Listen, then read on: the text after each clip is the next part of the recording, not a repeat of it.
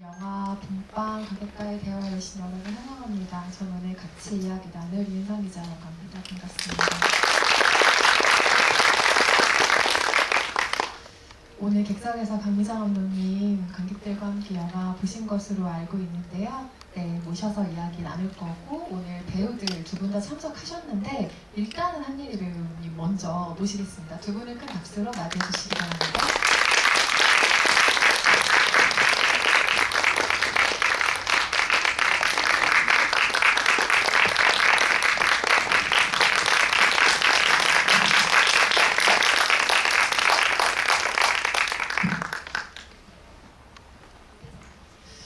주말에 교통 상황이 지금 이 앞이 아수라장인 관계로 김설진 배우가 거의 다 오셨는데 저희가 시간을 무한정 관객 여러분과 대기를 할 수는 없어서 일단 시작을 하고 오시는 대로 바로 극장으로 입장하실 수 있게 안내해드리겠습니다. 오늘 오셨나요? 아, 감사합니다.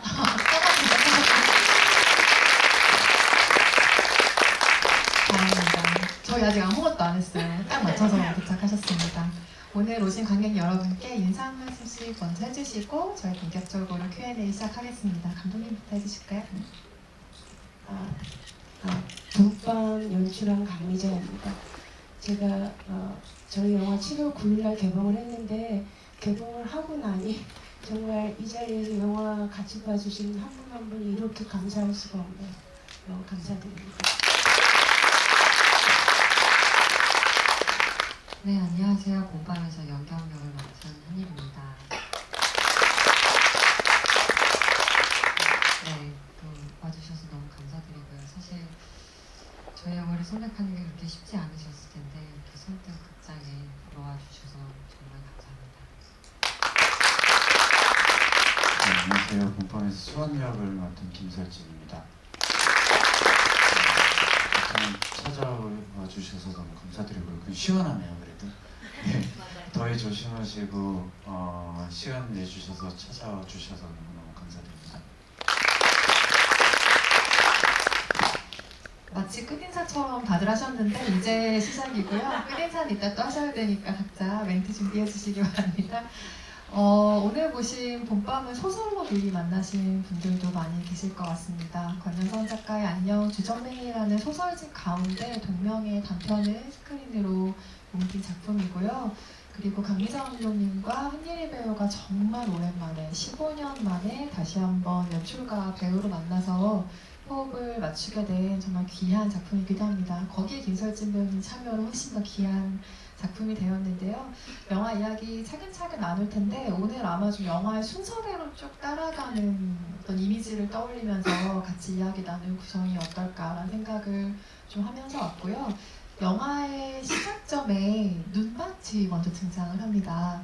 봄밤을 기대하셨던 관객들에겐 조금은 의외의 이미지로 영화가 문을 열고 있고요. 겨울산의 초입처럼 보이는 곳이고 이것은 어쩌면 영화의 가안으로 만든 포스터 같은 것이었을까라는 느낌마저 줄 정도의 이미지인데 간결하게 그 도드라지는 사진으로 문을 여신 이유가 있을까요? 네, 제가 지금 약간 목감기가 올려서 죄송합니다.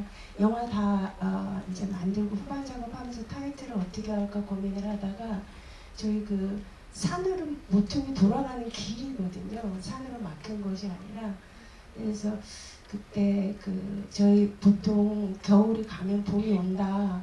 봄이 당연히 오는 거지 이렇게 생각을 하는데 그런 기계적인 게 아니라 제가 영화 만들면서 영동과 수완을 이렇게 계속 느끼면서 그 겨울이 가면 그 겨울의 끝에 봄이 있었으면 좋겠다. 봄이 왔으면 좋겠다. 봄이 있을까?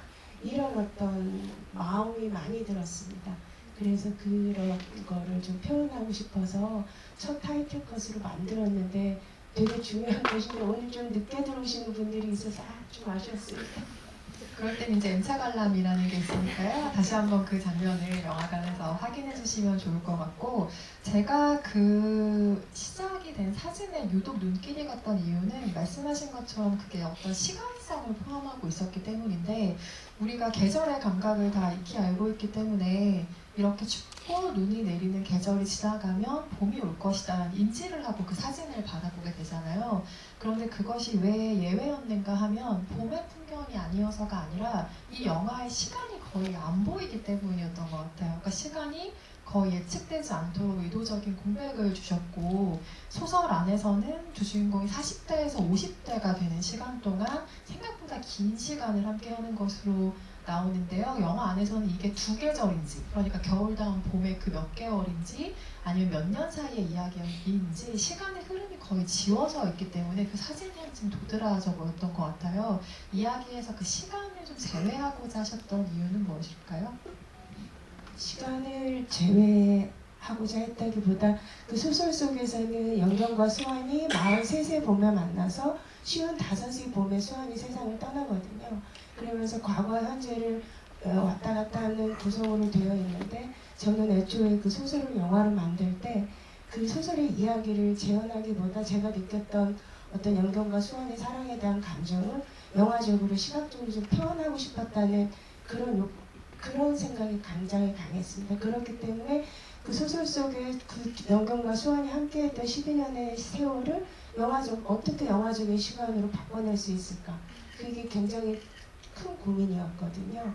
그래서 이 사람들이 이 영화를 봤을 때 관객들이 이 사람들이 몇 년을 함께했는지, 아니면은 그런 생각이 아니라 12년을 함께한 이 사람들의 감정의 밀도, 사랑의 감정만 오롯이 느꼈으면 해서 그런 어떤 반복의 구성과 암전의 구성을 사용을 했습니다. 그래서 저는 그냥 상상하기를 이런 어떤 반복과 암전을 통해서 어떤 물리적인 연대기적인 시간이 아니라 이 12년의 시간이었던 영화 무한의 시간처럼 이 사람들의 감정을 무한의 어떤 감정으로 느낄 수 있지 않을까, 그런 좀 상상을 했었습니다. 저희 영화에서는 좀 굉장히 중요한 형식이었죠. 말씀하신 걸 들으니까 시간을 제외했다기보다는 그 시간을 훨씬 더 크게 풍성하게 감정으로서 확장하는 방식을 사용하셨다는 표현이 조금 더 맞겠다는 생각이 듭니다. 안 그래도 지금 말씀하신 것과 이어서 그 원작을 시간 예술로 옮기면서 하셨던 그 고민의 가운데 세워주셨던 초기의 설정이라고 해야 될까요? 이런 것들을 조금 더 이야기를 들어보고 싶은데, 강미자 감독님이 하셨던 봄밤에 관한 그 기자간담회 얘기 중에 가장 인상적이었던 것 중에 하나는 인물의 고통 앞에서 어떠한 꾸밈도 덧댈 수가 없었다라는 표현이었어요. 그래서 우리가 이런 미니멀한 세팅에 미니멀보다 더 작은 표현이 있다면 그걸 쓰고 싶은데 그 단어가 생각이 나지는 않네요. 존재하는지도 사실 모르겠어요. 아무튼 가장 간결하고 미니멀한 구성으로 이 영화를 만나게 된 것인데요. 원작을 보신 분들은 아시겠지만 영경의 언니들의 이야기가 조금 더 등장을 한다던가, 아니면 수환을 그 간병해주는 젊은 청년의 육체가 수환과 계속해서 좀 대비되는 이미지로 떠오른다던가, 이런 식의 설정들이 조금 더 있지만 말씀하신 것처럼 두 사람에게 아주 집중하는 미니멀한 구성으로 지금 초기 설정이 되었는데요. 그 밖에 어떤 기준들을 조금 더 세우셨는지 궁금해요. 예를 들면 뭐 최소한의 씬으로 한다, 앵글을 움직이지 않는다 등등의 규칙을 좀 세워주셨을 것 같은데요. 네, 생각하고 있어요. 잠깐 잊어버렸네요. 제가 평소에는 영화나 TV 드라마 편집을 하는 것이 저의 직업인데, 그런 일을 할 때는 굉장히 다양한 어떤 카메라의 움직임, 사이즈, 영화적인 장치로 이야기와 감정을 더 멋스럽게, 더 재미있게 만들어내고자 일을 하는데, 제가 소설을 읽었을 때 느꼈던 영경과 수환의 사랑에 대한 감정은 어떤 미사여고 치장이나 멋짐으로 꾸며낼 수 있는 감정이라고 생각을 안 했습니다. 그래서 카메라를 움직이지 않고, 이제 인물들을 찍을 때도 가능하면 화면 중앙에, 그리고 카메라를 살짝 눈 아래에 배치시켜서 언제나 인물들이 조금 더 중심에 있는 그런 느낌이 들게 촬영을 하고 싶었고, 그래서 저희 영화에는 이 반복과 암전, 그리고 카메라를 움직이지 않는 것, 인물들을 화면 바로 눈 아래에 배치시키는 것, 그것이 이제 중요한 형식이었는데, 그것과 함께 그렇기 때문에 관객들이 카메라가 움직이지 않는 상태에서 오로지 대면하는 건 영경과 수환을 연기한 영화 속 영경과 수환, 그들을 보고 그들의 연기 감정을 그대로 느꼈을 때 제가 소설에서 느꼈던 그런 감정들이 표현될 수 있을 거라고 생각을 했고, 그래서 저희 영화에서는 이 두 분의 연기가 정말 중요한 내용 그 자체였습니다. 그래서 이 연기가 있었기 때문에 또 이제 영화가 이렇게 만들어졌는데 그래서 네. 저희 오늘 귀하신 분 모셨으니까 배우분들이 네, 지금부터 마이크가 넘어갈 예정입니다. 안 그래도요. 그 말씀하신 것처럼 배우들을 빼면 이 영화에 그럼에도 많은 것들이 남지만 그래도 오롯하게 우리가 배우를 마주하는 경험을 이렇게까지 스크린에서 강렬하게 했던 경험이 언제가 마지막이었을까 싶을 정도로 이것은 배우들이 우리에게 밀착된다고 해야 할까요? 아니면 이들의 감정을 우리 육박해온다고 해야 될까요? 정말로 풍성한 어떤 것들을 느끼게 되는 영화인데 이 영화에서는 사랑이 가장 중요하게 보였으면 한다라는 것이 두 배우의 간절한 바람이기도 합니다. 그 사랑의 방식을 좀 보자면 살 길이 아무것도 없는 남자를 받아주는 게 영경의 사랑일 테고 파전 한 점 먹으라는 거 그리고 술을 먹지 못해서 괴로워하는 사람 옆에서 뒹굴어주는 거 잘 다녀오라고 해주는 게 바로 이 남자의 사랑일 거란 생각이 드는데 두 분이 기자회견에서 그런 얘기를 하시더라고요. 완성된 작품을 보고 나서 상대가 나를 어떤 방식으로 사랑했었는지 그 디테일이 좀 보이더라 이런 얘기를 한예리 씨가 하셨던 걸로 또 기억이 나는데 완성된 영화를 보시고 나서 각각 상대방이 나를 사랑하는 방식이 어떤 식으로 체크되셨는지 좀 더 이야기를 듣고 싶어요. 영경은 수환에게 어떤 사랑을 받았을까요? 일단은 그 안에서 영경이 해내야 되는 것들이 좀 더 많았기 때문에 사실 수환이 어떤 눈으로 저를 바라보는지 그렇게 온전하게 체크를 촬영을 하는 동안에는 몰랐어요. 그러다가 이제 저도 영화를 보면서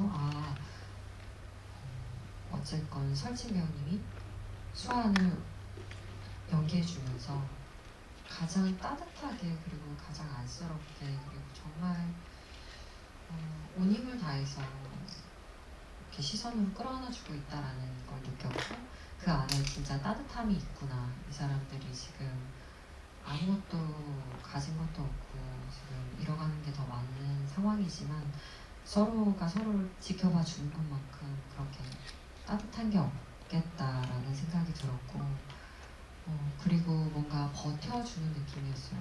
그러니까 영경이 옆에서 계속 영경이 어디로 어떻게 쓰러질지 모르기 때문에 항상 지켜보고 항상 기댈 어딘가를 이제 만들어주는 온몸으로 그렇게 해서 영경은 좀 더 버텼겠구나라는 생각이 영화를 보면서 들었어요. 설진 배우님은 수환은 영경에게 어떤 사랑을 받았다고 또 디테일이 보이시던가요? 사실 어떤 사랑을 받고 있다라는 생각보다는 영경이 있는 것 자체가 수환한테는 굉장히 큰 힘이었고요. 영화 보면서는 영경을 그 수환 입장에서는 그냥 그 삶의 겨울 끝 같은 느낌이었거든요. 영경을 만나기 전까지는. 근데 영경한테서 봄을 보기 시작한 것 같아요. 그래서 그 봄처럼 그냥 있어주는 것만으로도 굉장히 큰 사랑과 힘이 되지 않았나 싶습니다. 한편으로 두 캐릭터는 어떤 의미에서 죽음과도 뗄 수 없는 두 사람인 것 같기도 해요. 사랑이 충만하지만 언제나 죽음을 생각해야 하는, 죽음이 어쩌면 곁에 항상 있는 두 사람의 사랑이기에 그럴 수밖에 없는 것 같은데요. 영경이 엎혀서 지구로 들어간 이후의 장면들을 생각해보면 항상 반듯하게 누워있는데 그 모습이 꼭 죽은 사람처럼 보이는 두 번의 숏이 등장하기도 하죠. 그래서 그런 것들을 봤을 때 두 사람 곁에 죽음이나 아니면 다가오는 죽음을 관객들 역시 계속해서 인지를 하고 상상을 하게 됩니다. 그래서 배우들도 각자의 캐릭터를 연기할 때 물론 사랑이 가장 큰 가치였겠습니다만 죽음을 어떤 식으로든 계속 생각하고 이 영화에서 그게 어떤 식으로 다뤄져야 하는지, 캐릭터는 그것을 어떻게 대하고 있는지도 꾸준히 생각하셨을 것 같은데요. 영화 개봉했으니까 조금 무거운 얘기라도 이것도 한번 나눠볼까요? 죽음은 또 캐릭터로서 어떻게 대하게 되시던가요? 영경 같은 경우는 어떤 순간 모든 걸 다 내려놓고 포기했을 때 죽음과 굉장히 가까워지고 싶어했을 것 같아요. 그리고 그런 시간들이 정말 차곡차곡 쌓여서 영경이한테는 죽음이 붙어있게 된 거죠.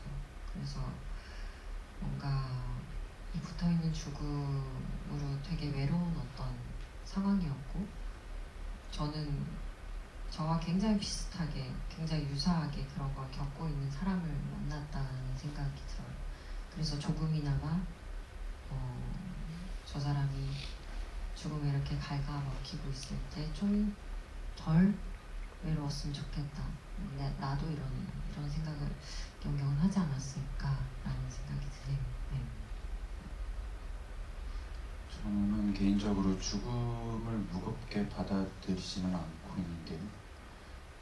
다 가실 거잖아요. 그래서 어떻게 하면 좀 더 죽음을 행복하게 맞이할 수 있을까에 대한 게 그냥 개인적인 고민, 그냥 난제 뭐 그런 건데, 그 피하려고만 하는 죽음이 아니라 그거를 어떻게 받아들일까 하는 상황에서 수환 같은 경우에는 사실 죽음이 무겁다기보단 삶을 살아가는 것 자체가 좀 무거웠을 상황이었거든요. 그런 와중에 영경이 읊는 시들이 서둘지 마라 라고 하는 이야기들, 그리고 술에서 깨어난 무거운 몸이여 이렇게 했을 때, 아, 이게 결국에 영경 스스로 하는 얘기이기도 하지만 수한 나한테 하는 이야기인가, 아니면 우리 삶의 우리 둘의 관계에 대한 이야기인가 하다가 결과적으로는 그렇다면 그 마지막에 다가올 죽음에 대해서 굳이 서두르지 않고 덤덤하게 받아내면서 이 삶을 어떻게 대할까에 대한 생각이 좀 더 컸던 것 같습니다.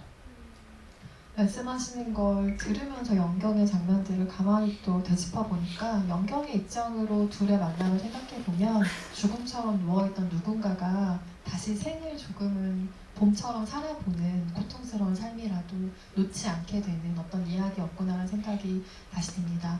그 죽음의 이미지를 조금 더 구체적으로 보여주는 장면이 두 사람이 처음으로 이름을 물어보는 장면인 것 같아요. 지인의 결혼식 뒤풀이에서 두 사람이 만났고 다들 검은 옷을 입고 엎어져 있는 바람에 저게 뭔가 술에 취해서 누워있는 것 같진 않고 뭔가 좀 더 어두운 인상을 주죠. 근데 그때 하필이면 두 사람이 서로의 이름을 알게 되고 존재를 호명하는 장면이기 때문에 그 장면이 굉장히 묘한 감각으로 다가오는데, 감독님께서는 그 씬에는 어떤 목표가 있으셨나요?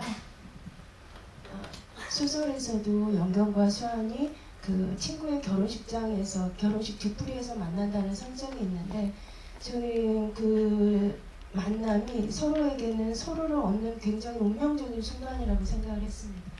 그래서 영화를 만들 때 이 둘의 만남을, 이 둘의 운명적인 만남을 좀 더 영화적으로 표현을 하고 싶었고, 어떤 보통의 어떤 사회적인 관습에서 보면은 영경과 수환이 이미 어떤 사회 경계 밖으로 거의 밀려나 있는 그런 존재들인데, 그 공간 속에서 영경과 수환이 서로를 바라보는 그 순간을 오히려 다른 사람들은 죽음과 비슷하고 영경과 수환만이 살아서 서로를 보고 이름을 묻고 대답하고 불러주는 그 순간을 더 영화적으로 좀 드러내고 싶어서 운명적인 순간을 그렇게 좀 세팅을 하고 촬영을 했습니다. 굉장히 좀 중요한 씬이었죠.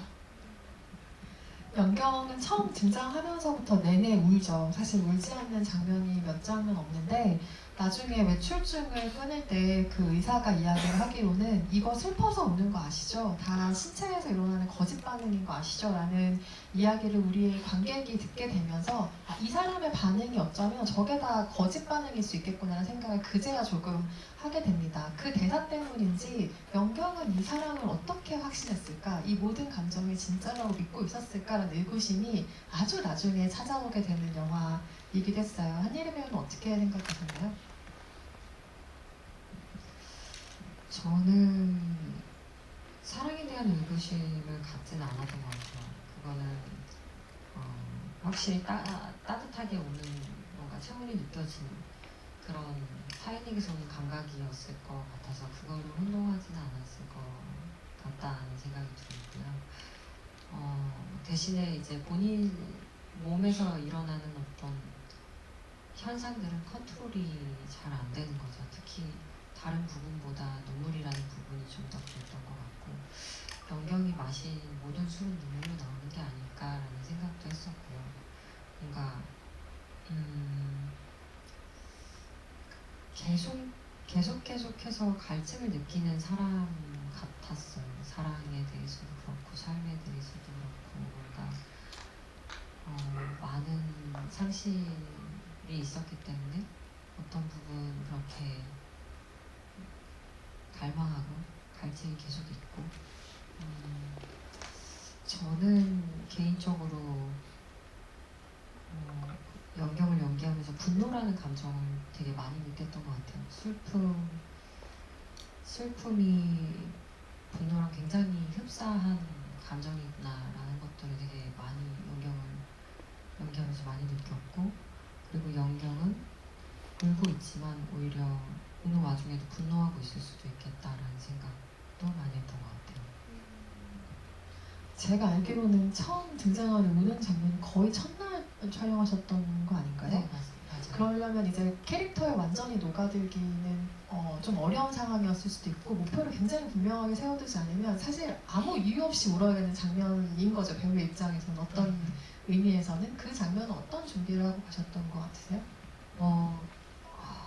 진짜 단순하게 생각했어요. 이게 너무 복잡해지면은 이 씬을 할 수가 없을 것 같아서 그냥 울어라라는 생각을 했었어요. 뭔가 어떤 감정이 많이 있어서 울게 되면은 그런 식으로 감정이 발현이 되니까 그 이유를 자꾸 찾으려고 그러고 눈물이 나야 될 때마다 뭔가 그런 감정을 제가 찾을 것 같은 거예요. 기억 같은 것들을. 그래서 연경을 연기할 때는 그냥 울어야겠다라는 생각을 제일 많이 했었고 그리고 일단 소리를 많이 냈어요. 연경이 뭔가 참으면서 우는 사람이 아니었고 이게 컨트롤되는 상황이 아니었기 때문에 오히려 막 감정을 누르면서 참으면서 울면은 뭔가 울고 나서도 좀 저도 연기하는 사람으로서도 이제 해소가 안 되는 느낌이 있거든요. 좀 답답하게. 근데 연경 울 때마다 소리도 내고 뭔가 좀 시원하게 우는 기분이 있었어요. 저한테는. 그래서 이 사람이 좀 마구잡이로 울어야겠구나라는 생각을 첫 씬을 찍으면서 조금 더 했던 것 같아요. 네.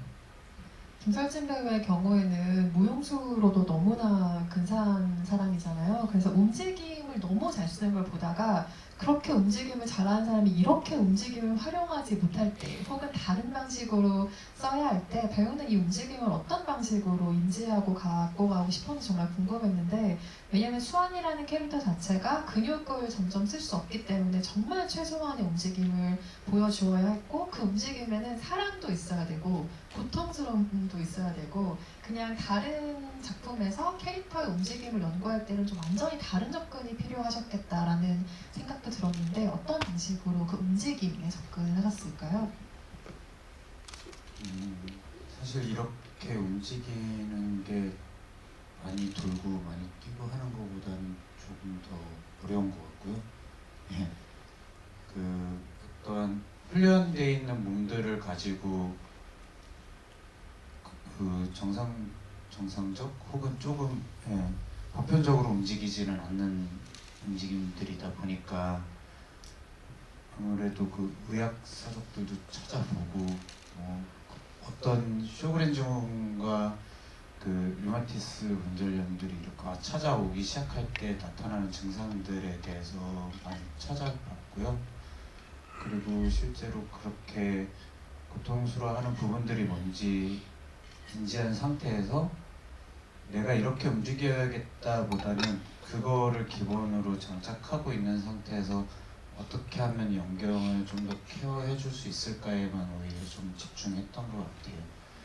그래서 이 연경이라는 사람이 다치지 않도록 혹은 내가 해줄 수 있는 것을 최대한 해줄 수 있도록 오히려 연경 앞에서는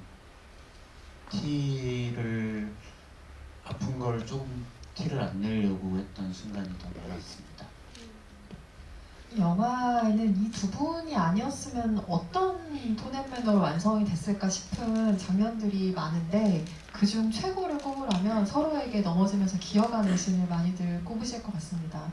영화의 촬영 현장이라는 게 영화의 규모나 뭐 세팅마다 조금 다르긴 하지만 봄밤의 경우에는 감독과 배우를 포함해서 채 10명이 되지 않는 사람들이 영화를 완성한 것이기 때문에 사실상 그 장면에서 배우들에게 도움을 줄 수 있는 어떠한 장치도 없이 그냥 몸으로 그 연기를 해내야 했던 상황인 건데 그 감정이 고스란히 화면 밖으로 뚫고 우리에게 전해지는 건 정말 고스란히 이 두 배우의 공으로 돌려야 하겠죠. 두 분은 그 촬영날의 기억을 어떻게 가지고 계신지 궁금해요. 일단 뭐 가벼운 질문입니다만 부상은 없으셨는지 그것도 좀 염려되는 장면이기도 하고요.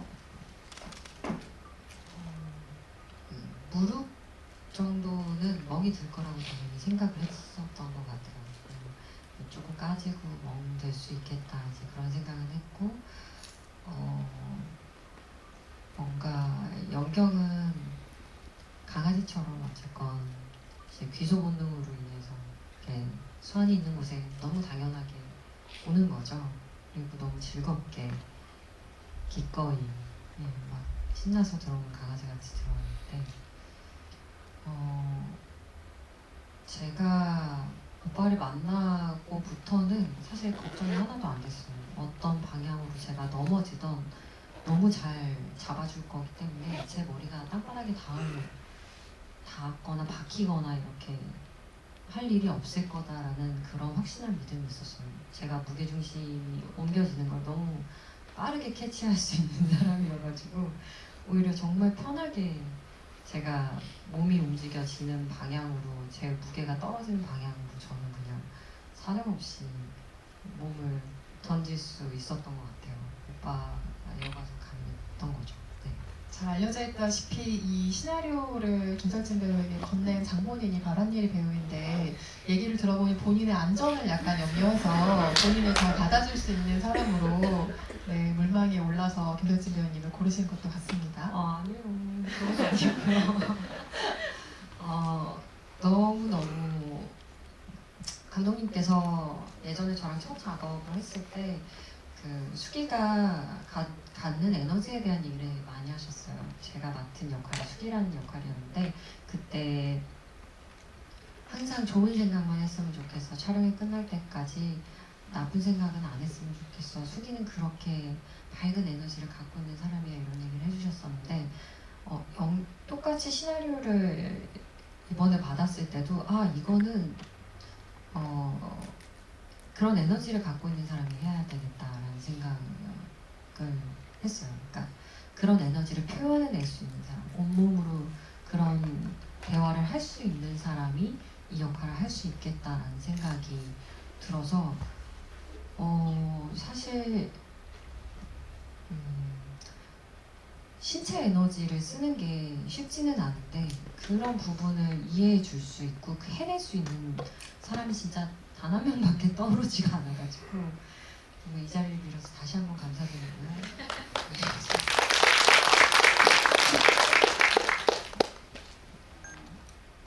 그 장면에 대한 기억, 뭐 전반적으로 너무 살을 많이 빼셔가지고 너무 가벼웠고요. 그런데 그 처음에 연경이 비틀거리는 모습으로 왔을 때는 너무 반가웠고요. 다시 와줘서. 근데 이 연경이 쓰러지는 모습을 봤을 때는 다치지 않았으면 좋겠다라는 생각에 가긴 했지만 그냥 제 몸이 말을 듣지 않는 순간들이 있었고 그리고 참 다행이다라는 생각을 계속했어요. 그러다가 업어주려고 하는데 제가 그 전까지 연경한테 유일하게 해줄 수 있는 그 일이 업어주는 거 그거 말고는 연경이 하고 싶은 대로 두는 거밖에 없었거든요. 근데 그 업어주는 일을 하지 못하게 됐을 때 오는 상실감이 많이 컸던 것 같아요. 그래서 더 이상 업어줄 수 없는 몸을 가지고 있는 저를 좀 원망하게 되는 순간이 있었고, 그럼에도 그 시나리오 상에는 눈물을 못 흘려야 되니까 그래서 눈물을 참으면서 울어야 됐던 순간들이어서 그게 좀 특별했고 재밌었던 건 하다 보니까 저희도 그런 감정들이 막 올라와서 그런 순간이 있었는데 감독님께서 더 울어도 돼 하셔서 감독님 시나리오 상에는 울면 안 돼요 라고 했더니 맞다 이러셨던 그 기억이 좀 납니다. 그런 게 이제 뭐 조연출이라든지 연출부가 이렇게 따로 있으면 감독님께 슬쩍 말씀드릴 수 있는 내용인데 이제 그렇지 못한 상황이다 보니 여러 명이서 토론하면서 이 작품을 만들어야 되는 결과가 생기는 거죠.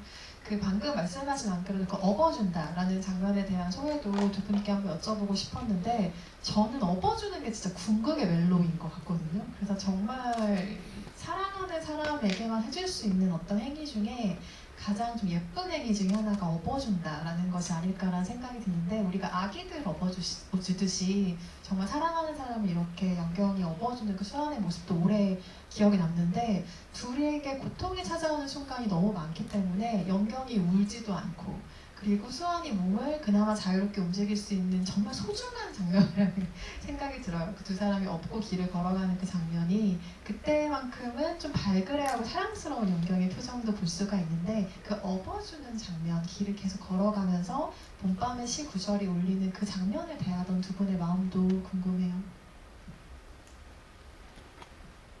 연극이 가장 행복한 한때가 아니었을까라는 생각을 하고요. 그 사람한테 업히는 것만큼 즐거운 시간이 없는 거죠. 너무너무 따뜻하고 너무너무 좋고 그 등이 진짜 너무 든든하게 연경이한테 느껴졌을 것 같아요. 그리고 실제로 되게 어깨가 크세요. 이쪽 상체가 되게 넓으셔가지고 딱 업히면 정말 안전하게 업힌 느낌이 딱 있거든요. 그래서 최고의 등이었고요. 그리고 감사하게도 저희가 업고 집에 들어가고 이런 장면이 몇 번 나오는데 감독님께서 그거를 하루 안에 다 찍지 않으셨어요. 그날마다 다른 날 저희가 찍었어요. 그래서 다른 마음가짐으로 아니면 다른 방법으로 시를 읽어야 돼 이런 생각을 할 필요가 없는 거예요. 어차피 어제와 다른 내가 있으니까 어제와 다른 연경이 있으니까 그렇게 자연스럽게 또 하면 되는 거예요. 그래서 이걸 막 머리로 그래 처음엔 이렇게 있고 두 번째 갈 때는 이렇게 있고 이런 생각을 할 필요가 없게 그냥 시간을 이렇게 감독님께서 흘려보내주셨어요. 그래서 저희는 그 장면은 같은 날 찍은 게 아니기 때문에 되게 그냥 마음가짐도 되게 자연스럽게 달라져가지고 이렇게 순서대로 뭔가 차근차근히 찍을 수 있어서 정말 다행이다. 혼자 너무 헤매지 않는 시간들이 생겨서 그건 진짜 감독님께 너무 감사드려요. 너무 추운 날이었는데요. 추운 날 밤에 그 온기를 나눌 수 있는 사람이 함께 있다는 게 되게 큰 행복이구나라는 생각을 했어요. 그래서 무겁게 누군가를 업고 있는 게 아니라 따뜻하게 누가 뒤에서 안아주는 느낌? 그 생각을 하면서 수아의 입장에서는 그 생각을 했던 것 같아요. 따뜻하게 내 뒤에서 누군가 나를 안아주고 있다. 그리고 따뜻하게 누군가 나한테 읊조려주고 있다라는 생각을 많이 하게 됐습니다. 안 그래도 이 영화를 보고 나면 김수영 시인의 아름다운 시인 봄밤을 뇌리에 아주 강렬하게 각인을 하게 되죠. 그런데 연경이 한예리 배우 방금 말씀하신 것처럼 매번 똑같은 감정으로 그 식구를 얘기하는 것도 아니고 매번 같은 구절을 외지도 않아요. 조금씩 다른 구절을 어떤 날은 정말 소리 지르듯이 발악하듯이 얘기하는 날도 있고 어떤 날은 정말 사랑스럽게 누군가에게 들려주듯 하는 날도 있는데 감독님은 예리 배우에게 특별히 어떤 장면과 시를 연결해서 감정과 톤을 주문하신 적은 없을까요? 아닙니다. 그 주문이라고 얘기할 수는 없고 제가 저희 이제 배우분들 처음 캐스팅 했을 때 그 좀 부탁드렸던 게 있습니다. 두 가지인데 하나는 실제로 저희 감량을 해야 되는데 이게 정말 어려운 일이잖아요. 그래서 그거를 부탁을 드렸었고 하나는 바쁘신 분들이지만 그리고 저희 시나리오가 정말 짧았지만 최대한 자주 만나서 이 시나리오를 리딩을 좀 했으면 좋겠다고 말씀드렸고 두 분이 되게 흔쾌하게 얘기를 해주셔서 저희 자주 만나서 시나리오 그 시를 그냥 계속 읽어보고 그 시의 감정 첫 번째 첫 연, 둘째 연, 셋째 연 이 영화의 흐름과 함께 영경이 변해가는 감정 그 안에서 영경의 시를 어떤 느낌으로 외울 것인가 읽을 것인가 그런 얘기들을 많이 했기 때문에 그리고 주문하고 이럴 일은 없었습니다. 예. 예. 여러 번 호흡하면서 감정을 같이 찾아가신 것 같아요.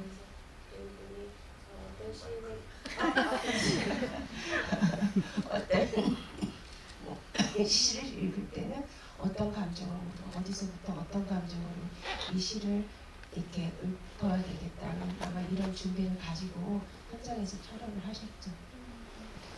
영경이 물건이 별로 없잖아요. 그러니까 둘 다 그렇게 뭐 물건이랄 게 없는 사람들인데 제가 영화를 보고 나서 가장 인상적이었던 물건이 술잔이었어요.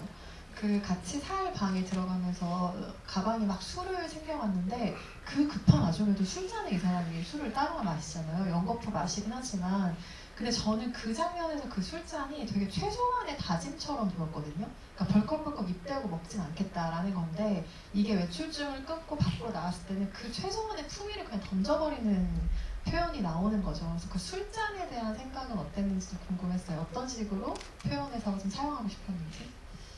감독님께서 그러니까 영경은 이런 사람이야 라고 하셨어요. 이렇게 술잔에다가 술을 따라서 마시는 그러니까 성품이 좋은 사람이었다고 저도 생각해요. 영경이 어떤 방법으로든 뭔가 순차적으로 뭔가 일을 진행하거나 이럴 때 자신만의 꼿꼿한 뭔가가 있었던 사람이라고 생각을 해요. 단단한 어떤 것들이 다 있었던 사람인데 그게 정말 부서지고 있는 거죠. 그렇게 부서지다가 결국에는 나중에 이렇게 병으로 이렇게 술을 마실 때는 정말 그게 다 사라진 거예요. 기자님께서 보시는 게 정말 확실하고 그런 포인트를 아주 작은 소품으로 감독님이 주고 싶으셨던 것 같아요. 그래서 영경은 이렇게 술을 마시는 사람이야 이랬을 때 아 영경이 그런 사람이구나 라고 좀 더 알게 됐던 것 같아요. 그렇게 영경이 병나발을 불 때 우리 모두가 편의점 알바생의 표정으로 영경을 바라보고 있죠. 저 사람 진짜 괜찮을까? 이런 마음으로 보게 되는 장면인데 그러느라 안타깝게도 정말 애석하게도 수환의 마지막을 지키지 못하죠, 영경이. 근데 수환이 세상을 떠나고 나서 수환의 모습인지 아닌지 모르겠는 대체되는 이미지가 어린 소년의 이미지예요. 푸른 하늘을 뒤로하고 억새밭에 서 있다가 영경 쪽을 바라보고 막 뛰어가 버리는 소년인데 이 영화에서 소년이랄 어떤 캐릭터를 생각해 보면 영경이 보냈을 아이도 소년이고 뭔가 이미지가 등장하진 않았지만 그리고 이것은 어쩌면 수환의 어린 시절인가? 라고 생각하게 되니까 둘 정도의 이미지가 떠오르던데 김설진 배우는 나의 캐릭터가 사라진 이후에 등장한 그 소년은 어떤 느낌으로 바라보게 되셨어요? 저도 영경이 바라보는 그리워하는 누군가 혹은 그리고 그 마지막 순간을 영경한테 안 보여줘서 다행이라고 생각을 하긴 했거든요. 그랬을 때 직접적인 같은 시간을 공유했다면 그 죽음이 결국에 다시는 만지지 못하고 듣지 못하는 것 때문에 좀 어려워지는 힘들어지는 거라고 생각을 하는데 다행히 그 시간을 함께 눈으로 확인하지 못했기 때문에 영경의 환상 속에서는 또 살아갈 수 있지 않을까라는 생각에 그래도 참 다행이다라는 생각을 했었는데 그래서 그런 환상으로 또 다가온 건 아닐까라는 생각이 들었어요. 마지막 질문 한예리 배우에게 하나 드리고 관객석으로 마이크를 넘기려고 하는데요. 그 다음에 끝을 맺는 게 이제 영경의 얼굴이에요. 어딘가 하얀 배경에 계세요. 영경이라는 분이 계신데 눈물을 멈추고 어딘가를 바라보는 영경의 얼굴에 살짝 미소가 떠오르는 걸 발견할 수가 있거든요. 영경의 미소는 사실 이 영화에서 굉장히 귀한 것이기 때문에 그 미소에서 어떤 단서를 잠깐만 발견하고 싶어지는 마음이 있는 것 같습니다. 어떤 웃음으로 배운 생각을 하셨을까요? 저는 그냥 개인적으로 연경이 뭔가 정신이 왔다 갔다 할 거라는 생각이 들었어요. 그래서 어떤 순간에는 수아는과 같이 있구나 라는 느낌을 주고 싶었어요. 저는 개인적으로. 그래서 그녀가 어떤 순간순간에 온전히 수아과 같이 있고 그를 느끼는 그런 순간들이 분명히 있을 것이고 그것 때문에 그나마 이 사람이 덜 외롭겠다 그런 생각이 들어서 아주 미세하게라도 저는 좀 미소가 있었으면 좋겠더라고요. 네. 그 미소를 활짝 다 보지 못한 채 아주 분연히 숏을 마무리하는 것도 이 영화의 단호하리만치 어떤 미니멀한 태도인 것 같습니다. 그 마지막 장면에서도 그게 엿보였다고 생각하고요. 질문 있으신 관객분 손 들어주시면 마이크 전달해 드릴 텐데요. 오늘 저희가 엽서 세트가 있죠, 예리씨? 네, 들고 계신. 여기 있습니다. 다섯 분께 드릴 테니까 네, 선착순 5분께 드립니다. 질문해 주세요. 아주 네. 쓸데없는 것도 괜찮고요. 감상도 괜찮고요. 네, 뭐든 물어보세요, 여러분. 네, 이쪽 가장 먼저 손 드신 관객분께 마이크 드릴까요?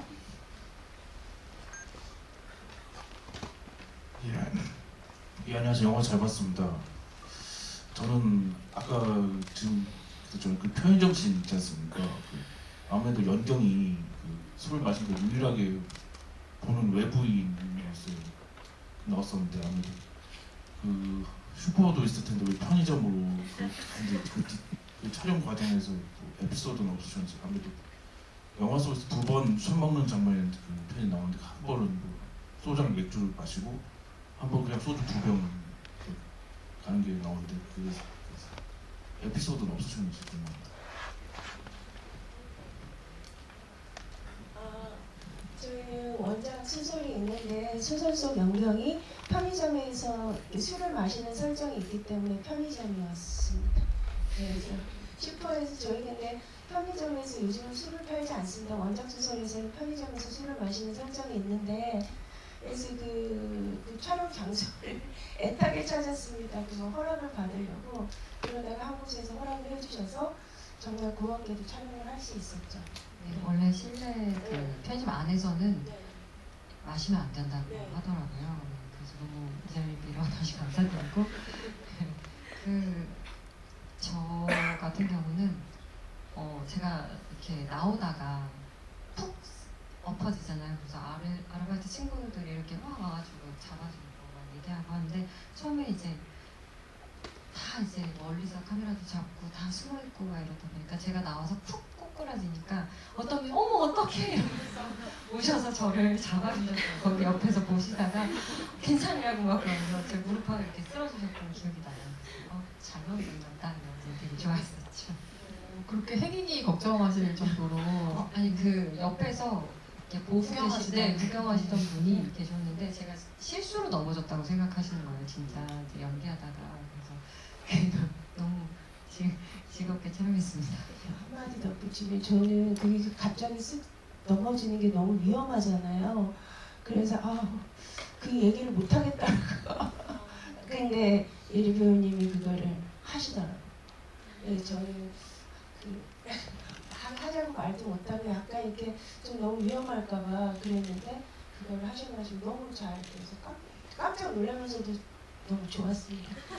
깜짝 놀랐지만 컷을 외칠 수 없는 것이 현장의 감독의 마음입니다, 여러분. 네. 질문 감사합니다. 다음 질문도 받아보겠습니다. 저쪽 뒤에서 2번째 줄에 계신 관객분께 마이크 먼저 드릴게요.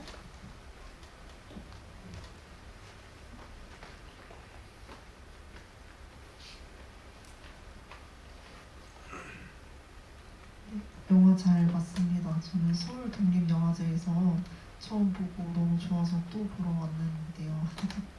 네. 그 질문은 2가지인데 영화제 버전하고 지금 개봉한 버전하고 다른 점이 있는지 그리고 그러니까 달라진 부분이 있는지 그리고 막판에 연경이 이제 아마도 수원을 막 찾으러 다니는데 어떤 문은 열려 있고 어떤 문은 닫혀 있었던 게 기억이 나요. 그래서 왜 그렇게 설정을 하셨는지가 궁금합니다.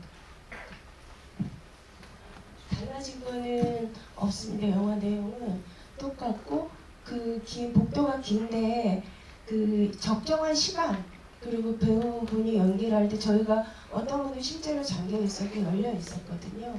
그래서 배우분이 하시는 거를 처음에 보고 이게 너무 시간이 오래 걸린다거나 그랬을 때 살짝만 좀 조정해서 했지 그냥 있는 공간 세팅해서 그대로 좀 촬영을 한 것 같습니다. 그리고 네. 그 공간이 또 마침 적당하게도 몇 개는 잠겨있고 몇 개는 열려있고 이렇게 됐었네요. 네, 촬영이 공간에 도움을 받은 경우 중 하나입니다. 다음 질문 또 받아보겠습니다. 뒤쪽에 계신 분께 먼저 드리고 앞쪽으로 갈게요. 네, 안녕하세요. 한예리 배우님도 너무 좋아하고 제가 김승진 배우님 팬이거든요. 네. 제가 그 영경님이 이제 수원님한테 우리 집으로 들어와 이렇게 하면서 그 두 분이 안고 계시는 그 장면 있잖아요. 그래서 그 장면은 어느 분의 이제 아이디어로 나왔는지 이게 되게 궁금하더라고요. 네. 감독님 아이디어였고요. 그렇게 둘이 안고 있는데 이게 너무 사랑하지만 죽은 자처럼 보였으면 좋겠다.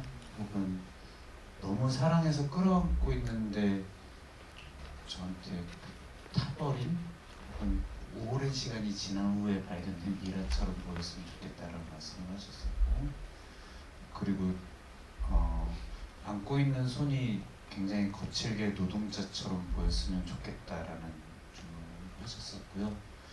그래서 실제로 거기서 막 안고 어떤 움직임들이 더 있었다면 얘기가 좀 다른 방향으로 흘러갔을 텐데 가만히 회화처럼 있는 것들이 좀 더 많은 이야기를 하지 않았나 생각이 듭니다. 맞아요. 그 이미지 진짜 강렬해서 회화나 어떤 성화 이미지를 보는 것 같은 느낌이 드는 장면이기도 합니다. 답변 듣고 지금 싹 엄지척을 날리셨습니다. 네, 앞에 계신 두 번째 앞에 계신 분께 마이크 전달드릴게요. 네, 안녕하세요. 외부쇼 보고 듣고 왔고요. 처음에 편의점에서 맥주를 한 잔 마시고 소주 탈 때 아 진짜 먹을 줄 아시는구나 그런 느꼈습니다. 그리고 궁금한 게 그 목련이 두 번이 났는데 한 번은 그냥 나왔고 두 번에는 엄청 크게 우시는 장면이 났는데 어떤 의미가 있는지 궁금해서 물어봤습니다. 의미라기보단 그 소설 속에서 또 소설 후반부에 영경이 술 취해서 가다가 그 여관 앞에 목련을 보고 오열을 하는 씬이 있습니다. 우는 씬이. 근데 저는 그 소설을 읽을 때 그 의사는 당신이 우는 게 모두 감정조절 장애 때문이라고 얘기를 하는데 소설을 읽고 또 영화를 보더라도 영경이 우는 모든 것이 전부 감정조절 장애 때문인지 아니면 영경의 어떤 마음 때문인지 그거를 감개에 끼우고 소설을 읽었을 때 제가 그거를 다 그런 것만은 아니겠구나. 이 영경의 울음에는 뭐가 있네. 그래서 이 목련 아래에서 우는 영경을 영화적으로 굉장히 잘 표현하고 싶었습니다. 그래서 한 번 목련만 나오고 한 번은 우는 게 영경이 영화적 그 요양원에서 사는 것이 사실은 몇 년의 시간이었을 수도 있거든요. 그래서 그 사이에는 어떤 시간, 네, 흐름을 표현하고 싶어서 처음에는 목련만, 그 다음에 우는 그래서 이 굉장히 간단한 씬이었을 수도 있는데 제가 촬영하면서 촬영 준비하면서 제일 어려운 씬 중에 하나였습니다. 목련아래 오는 것이. 근데 그날 저희가 작년에 봄에 목련이 평소보다 일찍 개화를 했어요. 저희가 3월 9일부터 제주 촬영을 하기로 했었는데 배우분이 오자마자 8일에 밤에 그걸 찍으셨어야 됐어요. 많이 힘드셨는데 근데 제가 딱 그 영경이 목련 앞에서 울음을 터뜨리는 딱 그 컷을 봤을 때 제가 너무 좋아가지고 예, 그래서 제가 너무 이랬던 혼자 그랬던 기억이 납니다. 제가 영화에서 제일 좋아하는 씬입니다. 목련 앞에서 우는 그쵸. 아까 그 업어주는 씬 같은 경우는 평소라면 평소 프로덕션이라면 사실 몰아서 하루에 찍을 수도 있는 것을 다른 날 다르게 감정을 주도록 배우들이 열어주셨다는 얘기를 했었는데 그것은 사람이 할 수 있는 일이지만 목련의 개화는 사람이 어쩔 수 없는 부분이다 보니까 그거는 또 어쩔 수 없이 빠르게 작업하셔야 됐던 부분이 있었던 것 같습니다. 다음 질문 또 받아보겠습니다. 여기 두 번째 줄에 계신 관객분께 마이크 드릴게요.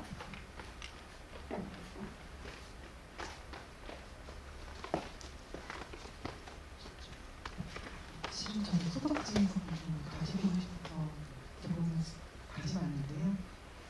제가 좀 궁금했었던 거는 왜 이 공방을 감독님께서 이 공방을 사로잡힌 이유가 너무 궁금했었고, 제가 궁금해서 소설을 다 찾아봤는데 정말 연경역의 예류이 너무나 잘 어울리셨는데, 그럼에도 불구하고 감독님께서 전작에 이어서 다시 예류이를 작업하고 싶으셨던 이유가 좀 궁금했었어요. 자꾸 이제 기획 의도를 이제 이래대로 물어보셔가지고 좀 그냥 저가 소설 속에서 영경과 소환의 사랑을 봤을 때 일단 제가 너무 아팠습니다. 근데 그게 그냥 아프고 슬픈 데서 끝났으면 그걸 막 정말 미친 듯이 영화를 만들어야 된다는 생각을 못했을 것 같은데, 그 아픔에는 뭔가 사람을, 영경과 소환이 그 아픔 때문에 서로를 저는 살아냈다고 보거든요. 그 사랑을 통해서. 그래서 그 사랑을 보면 나도 뭔가를 이렇게 내가 나의 뭔가를 살아내고 싶은, 저는 그런 게 분명히 저한테 느껴졌다고 생각이 돼요. 그래서 그게 일단은 그 소설 속 영경과 소환의 사랑이 이 사람들은 어떤 사람들이길래 이런 사랑을 할 수 있지? 이 아픔을 영화적으로 표현해보고 싶겠다. 근데 그 아픔은 아픔 뒤로 끝나는 게 아니라 그 뒤에 뭔가 그게 뭐 사랑에 대한 생각이든 사람을 다시 살게 하는 어떤 힘이든 그런 거가 영화 속에 꼭 담겨있길 바랬었고, 한예리 배우는 저희 영화 보셨으니까 아시겠지만 느끼셨겠지만 영화 속 소환과 연경은 어떤 씬의 감정이 요러니까, 씬의 요것은 감정이 요러니까 요렇게 연기하고 조기는 저렇게, 그런 연기로는 이 영화 속의 연경과 소환을 저는 표현할 수 없다고 생각했습니다. 저는 한예리 배우를 프로그램을 할 때도 마찬가지였고 지금 할 때도 특히 이 시나리오는 오로지 연경 예림이 배우분만 생각했었는데, 제가 생각했을 때는 혼자 마음인데 어떤 배우분이 표현할 수 있는 어떤 경계가 있다면 그 이 너머를 표현할 수 있는 배우라고 저는 항상 생각하고 있었습니다. 그래서 이 작품은 정말 그냥 저희가 그냥 서로 기분 내자고 현장에서 저 포함 6명의 스텝이 만드는 그 독립 영화였지만 배우분들을 정말 잘 케어를 해드릴 수가 없는 환경이었습니다. 그런 어려운 환경이었는데도 이 연경을 연기하시겠다고 했고, 거기서 보여준 연경은 정말 딱 연경 아닙니다. 이게 하나의 감정으로 특정 지어지지 않아요. 계속 연경의 감정을 확장시켜 낸다는 그런 생각, 느낌들 받으셨죠? 영화 보시고. 저는 그런 연기를 할 수 있는 배우분이라고 생각합니다.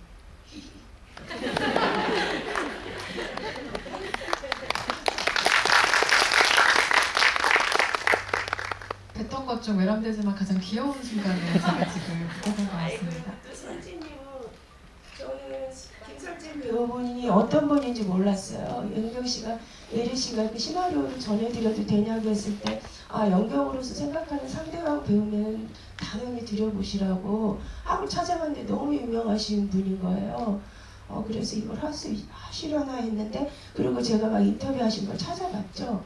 근데 어떤 사람이나 여러 가지 스펙트럼이 있잖아요. 배우로서 또 춤 하시는 분으로서도. 근데 제가 인터뷰하시는 그 얼굴들 중에 딱 한 프레임을 캡처를 받아서 딱 이 얼굴이 나의 소환이다 생각하고, 설진님이 여러 가지 어떤 연기의 스펙트럼이 있으실 텐데 그 스펙트럼 중에서 딱 이 부분이 우리 연경과 맞는 수완이다라고 생각을 했고, 그거를 너무 잘 표현을 해주셨고, 저는 여자라서 그런지 이게 두 분이 나오면 연경이만 봐요, 모니터로. 근데 나중에 편집하면서 커다란 극장에서 보는데 항상 연경이를 케어해주고 계시고 뭔가를 계속 그래서 저분이 그때 저렇게 연기를 하셨구나 해서 뒤늦게 많은 깨달음과 그거 느끼고 있습니다.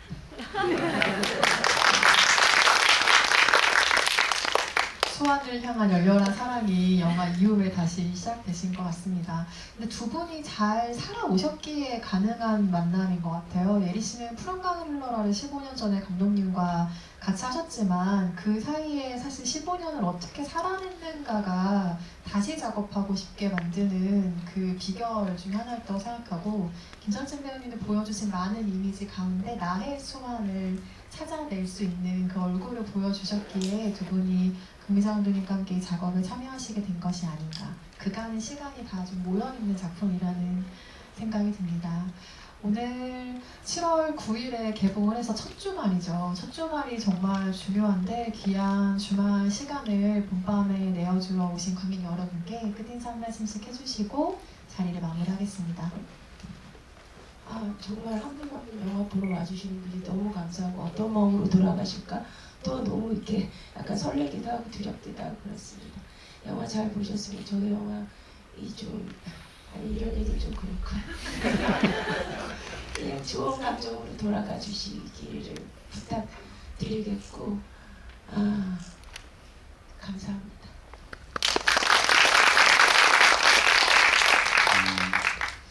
처음에 봄밤이라는 말을 들었을 때 봄이라는 이미지를 떠올리면 되게 화창한 날에 꽃이 핀 어떤 그것들이 밤이 돼버리면 그것들을 볼 수 없게 돼서 낮에 있었던 봄을 상상해야 되는 시간들이겠다라는 생각을 했는데, 시나리오에서도 되게 진짜 겨울 끝자락에 얘기하는 봄 같은 이야기였거든요. 이 영화 시나리오를 통해서 배운 거는 누군가를 있는 그대로 나는 안아줄 수 있는가, 혹은 누군가를 있는 그대로 사랑해줄 수 있는가, 그런 시간이 있었는가라는 생각을 다시 하게 됐고요. 지금 주변에 누군가 본인한테 잘 맞지 않는 사람을 있더라도 그들을 있는 그대로 한번 바라보고 이유가 있겠지, 그럴 수도 있지라는 생각을 한 번쯤 하고 지나가면 조금 마음이 편안해지더라고요. 그래서 오늘도 따뜻한 하루가 되셨으면 좋겠고, 저희 멜로 영화 많이 사랑해 주시고 찾아와 주셔서 다시 한번 감사드립니다.